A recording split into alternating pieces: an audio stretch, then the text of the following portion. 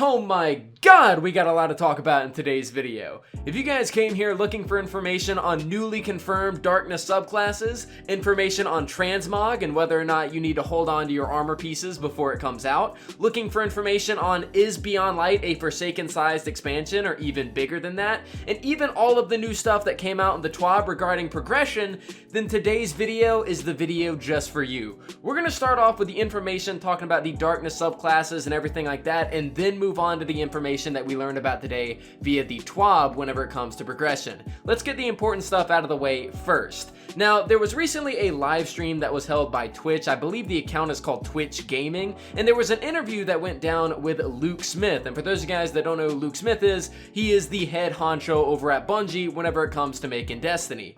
He did a little bit of an interview, and he dropped a lot of information in this interview that you may find interesting. The first thing is about darkness subclasses, and this is the only piece of information that I don't have a video for. I wasn't able to clip it, so just take my word for it. Basically, Luke Smith confirmed that the Stasis Darkness subclass is the first of the Darkness subclasses, basically telling us that yes, throughout the future we will be seeing more Darkness subclasses be added to Destiny 2. And this is something that a lot of people have already been speculating on. If you take a look at this screenshot right here, you can actually see that it is plural whenever you do highlight the subclasses, basically implying that there will be more later down the line. But via what Luke Smith was talking about in this interview, he went ahead and confirmed it. A lot of people were speculating that the next element, the next darkness subclass would be something like Decay, like we see with the Thorn. And even the third, maybe around the time that Lightfall comes out, could be something known as Terror or Nightmare or something like that, like a red element, kind of pertaining to what we have on the moon with the nightmares over there. So this is some really awesome information. We do have pretty much confirmed information that we will be getting more of these as time goes on, and I can't wait to see what Bungie does with them when they come out. The Witch Queen, I can already tell, is going to be absolutely insane. Now, moving on from that, we got information about Transmogrification. For those of you guys that don't know, this basically allows you to turn any legendary armor piece in the entire game into a universal ornament that you can equip over any other armor piece that you have. So if you like the look of this helmet, but you like the stats of these, then you can turn this into a universal ornament via Transmog and use the actual appearance of that helmet. You can do this with anything in the game whenever Transmog comes out. Go ahead and take a look at this clip, and I hope that this answers one of your biggest questions concerning this feature. So what we're doing with Transmog is you're not going to have the copy in your inventory. You can just delete all that shit.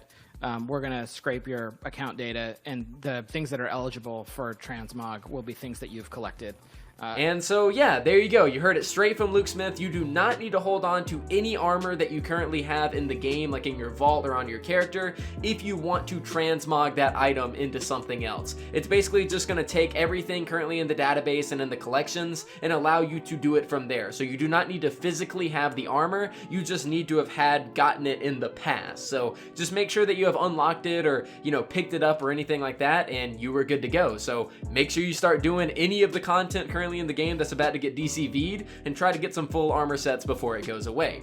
Now, the last piece of information that I want to get into before we jump into the TWAB is Beyond Light going to be a Forsaken sized expansion? And this is what Luke Smith had to say. In comparison, people want to make is to something like Forsaken, which was a huge 2 destination expansion built by not only just the Bungie team, but built with help from our partners at Activision. So we had, call it, double the workforce on it. So I'm just going to be really, really candid here. It's not as big as Forsaken. Like, we are one team working from home, but I also think it's strictly larger than Shadowkeep last year.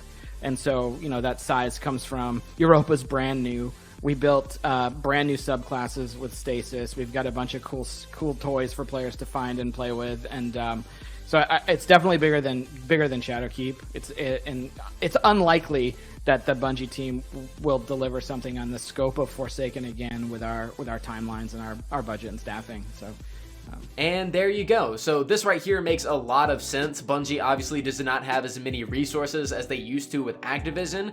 This doesn't mean that they will never have those kind of resources again. I know there's been a lot of kind of rumors that Microsoft might buy Bungie, and Bungie's been shutting those rumors down and everything like that. But I feel like Bungie could really benefit from having a company buy them and, give them the money for them to be able to accomplish some pretty great things, but just don't, hunker down on their creative freedom and force them to meet certain deadlines like Activision did. I mean, Activision very nearly killed Destiny at the launch of Destiny 2, and we all know how horrible that was. So I can see why Bungie doesn't want something like that to happen again. But this right here is basically to temper everyone's expectations that Beyond Light will not be Forsaken sized, it will be bigger than Shadowkeep, and to not expect any kind of Forsaken sized expansion going forward, because they pretty much had twice the manpower that they had with Activision, and now they don't really have as much. So not to say that this can't change as time goes on, but this is something to temper your expectations going into the future. Now, that is all the information that I have before getting into the TWAB stuff. So for those of you guys that want to know about this week at Bungie and everything that they talked about there, then this portion of the video is for you. So this week at Bungie for October the 29th, Bungie basically talked about a bunch of stuff concerning progression. So the first thing that they talk about is the progression changes and talk about what levels that you're going to need to be reaching for the next season. You have the soft cap of 1200, which this is the cap power level that you do not need any powerful or pinnacle gear to get to. You have the hard cap, which is the cap power level that you need powerful gear to get to, and then the pinnacle cap, which is the cap that you need pinnacle gear to get to. So soft cap, you can get there using nothing but rare gear or anything in between. The hard cap, you're going to need powerfuls for, and the pinnacle, you will need pinnacles. So we have 1200, 1250, and 1260. Moving on from that, they talk about some powerful reward changes that they're making, and Bungie has this whole philosophy that they're trying to implement ways to earn more powerfuls in strikes, gambit, crucible, and season drops. They're basically trying to make the leveling system less repetitive and basically make it more rewarding as a whole, so that we're not just stuck around trying to level up and getting all the wrong gear and not really having many options to level up. So they're trying to make it easier, more intuitive, and less of something that is super frustrating.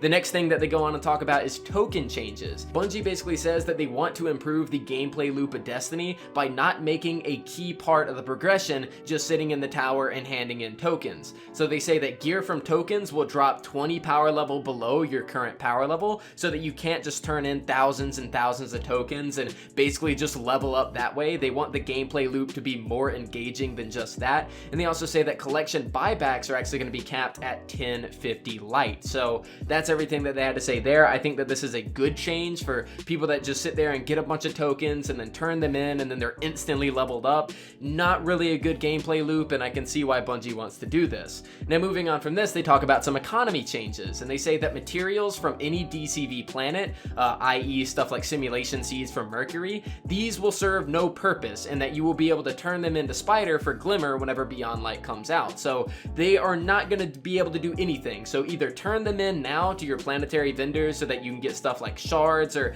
any kind of gear that you might want from them, or just hold on to them and use them for Glimmer whenever Beyond Light launches. And they also say that items like faction tokens, basically just any item in the game that doesn't really serve much of a purpose, are going to be removed from your inventory as they just lack a purpose to exist. And they do leave a link that you can click on to see every single thing that's going to be removed for those of you guys that are curious. So make sure to check the link in the description for the TWAB and go check that out if that does interest you. Now they move on from that and they talk about bounty changes, and this is something that I'm sure a lot of people want to know about.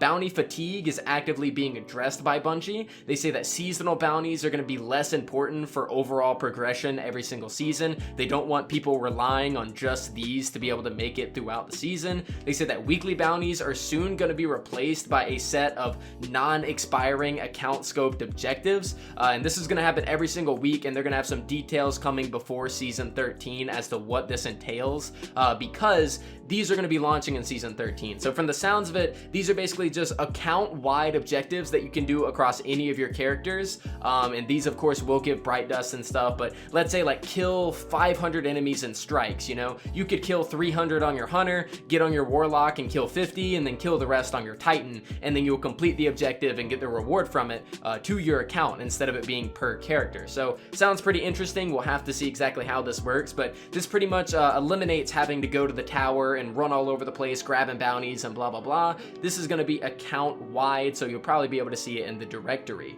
Now moving on from this, we got some season pass changes, and Bungie said that they wanted to offer more ways to get bright dust, and one of those really big ways is going to come directly from the season pass. So free pass owners will be able to get around 7,500 from the free pass, and paid pass owners will be able to get 3,000 additional bright dust as they are completing it. And they say that for the time being that weekly bounties will give 100 each. I don't know why they're reducing the weekly bounty count. Bungie did say that overall they wanted to give more Bright Dust. I don't see why keeping weekly bounties at the same amount would hurt, but apparently they're nerfing the weekly bounty payout and giving more in the season pass. Just doesn't make too much sense for me, seeing as the season pass is kind of a one-time thing, but maybe this could be a bit of a typo.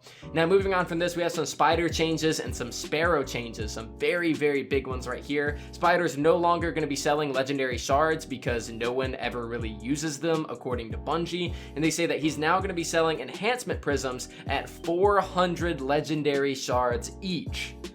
Take that how you will. I think that that is hella expensive and probably a last-ditch effort if you might need a prism. Let me know what you guys think in the comments. And he also says that Spider will no longer sell enhancement cores that will go up in price every time you buy them. Instead, he will sell 5 enhancement cores per day at 30 legendary shards per 5. So you'll be able to buy a stack of 5 of these for 30 every single day, and at reset, you'll be able to go and get more. And lastly, for some Sparrow changes, a very huge thing for Sparrows is that they will now, by default, be able to be spawned in instantly. So you will not need a certain perk, you will not need a certain thing on your ghost. Every single Sparrow will be able to be summoned instantaneously without you needing to just stare at your ghost's face for a few seconds.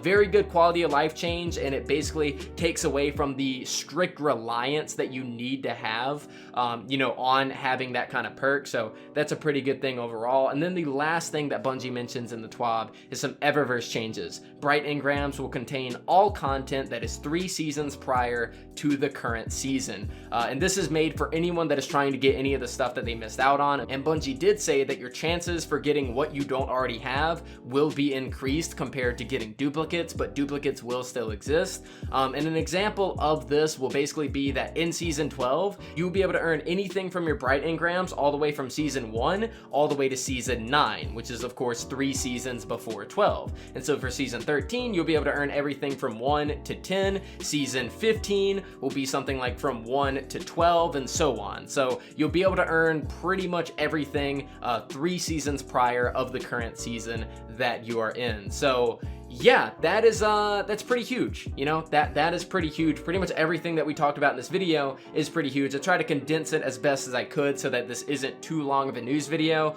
But we went over a hell of a lot. I mean, we talked about new Darkness subclasses, Transmog information, Beyond Light's DLC size comparatively to other stuff, and all the progression stuff going on in Beyond Light. So let me know what you guys think down in the comments down below. Let me know if you guys enjoy these style of videos with me, making the kind of little graphics on screen to kind of better explain things. I know it takes a little bit longer to get these videos out because of that, but I would greatly appreciate any kind of feedback that you guys could give if you are watching at this point in the video. But yeah, thank you guys so much for watching. I really do appreciate it. Let me know what you guys think down in the comments down below, and I'll see you all next time.